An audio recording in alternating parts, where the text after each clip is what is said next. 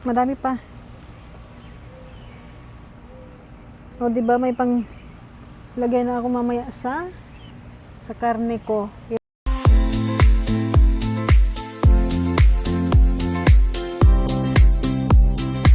Yan mga mamis, dito muna tayo sa labas. Kasi i-harvest natin yung patatas. Dadalhin ko na lang dito sa may semento para madaling linisin. Madaling tanggalin yung lupa. Ito ang bigat. Ang bigat nito, ang laki. Maglilinis na ako ng kuko ngayon. Kaso sabi ko, wag na. Doon na lang sa garden para mas masaya. Kaya tara, samahan niyo ako mag-harvest ng aking. Ito na yung patatas na tinanggalan ko na ng tangkay nakaraang linggo. Isang linggo na yata.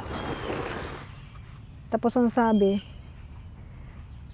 i-harvest na harvest na after 2 weeks na tinanggalan ng tangkay kasi nga nagka-blight. Ayan, daming damage. Kaya tinanggal ko na yung tangkay niya. Kaya ito, harvestin ko na. Isang linggo pa lang yata nakalipas. Hindi na kasi lalaki pag pinatagal ko pa, di ba? Kasi toyot na. Wala na yung tangkay.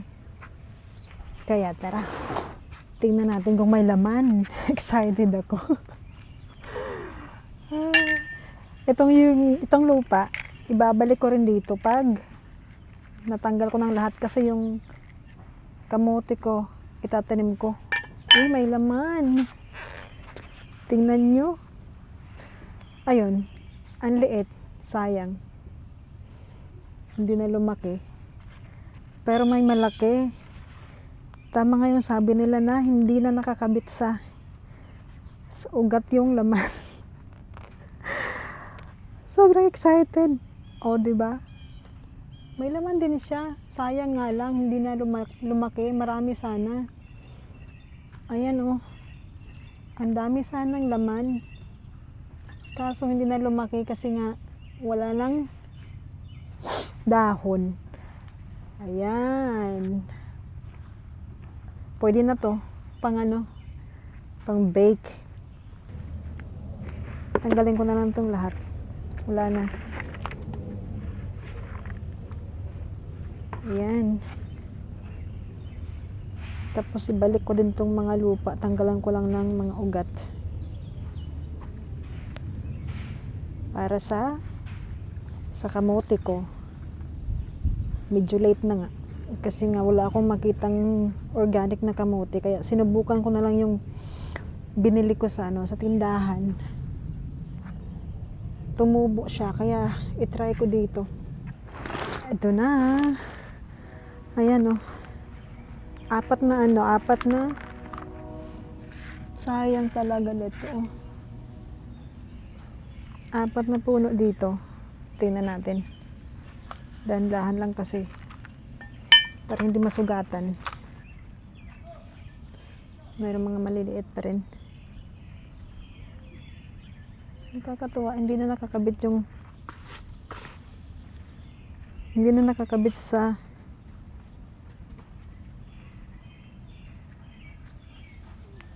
puno. Ito yung pinagtaniman ko.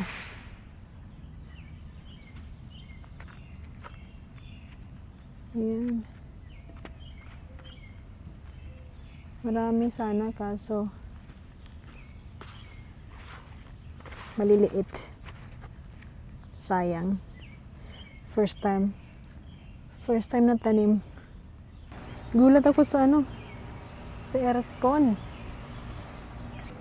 O, di ba may pang lagay na ako mamaya sa karne ko, yung oven ko, pati to. Ayan, parang wala na yata. Not bad. First time magtanim. Ang daming maliliit.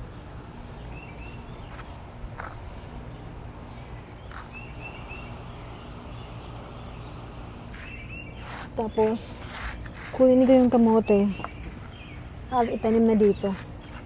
Ewan ko kung pwede makain tong maliliit. Sobrang liit na talaga.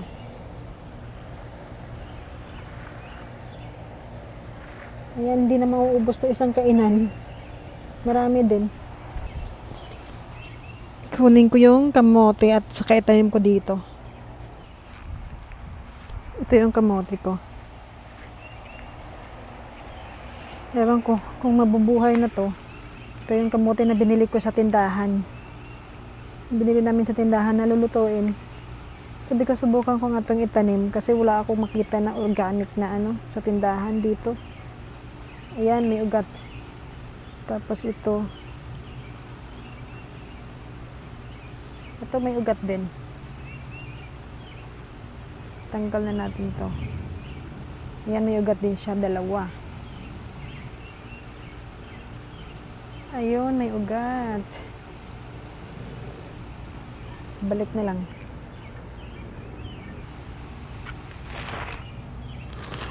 Tapos, ito lang muna yung pagtaniman natin. Tatlong puno. Saan ba yung ko? Pandilig. Bukas ko na ito ilagay sa labas. Kasi pag nainitan to, bagong tanim, mamamatay. Mamayang hapon sana ako magtanim kaso, dito na ako sa labas. Kaya tanim na lang para isahang labas na. Kasi maganda pag hapon nagtanim kasi. Walang init. Ayan. Tapos dito, ano bang ilagay ko dito? Yung talong ko hindi talaga nabuhay.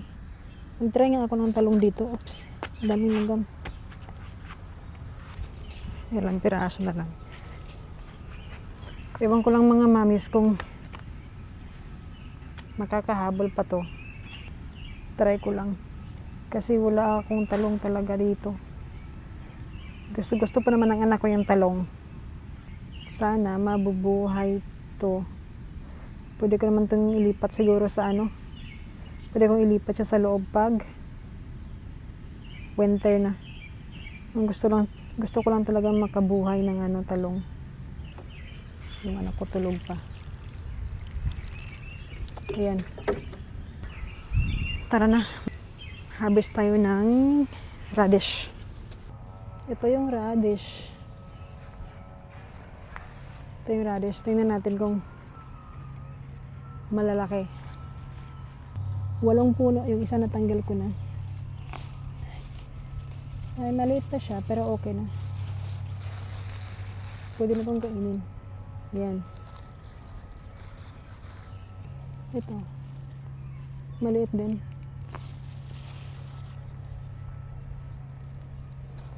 Sikit kasi, kaya ayan. Maliit masyado yung radish. Dito lang muna to. Ibulaklak ko.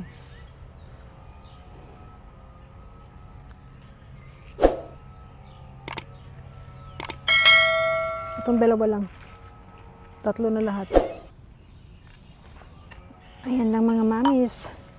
Salamat sa pagsama dito sa aking mini garden. At least di ba may na-harvest na tayo. Hanggang dito lang. Bye!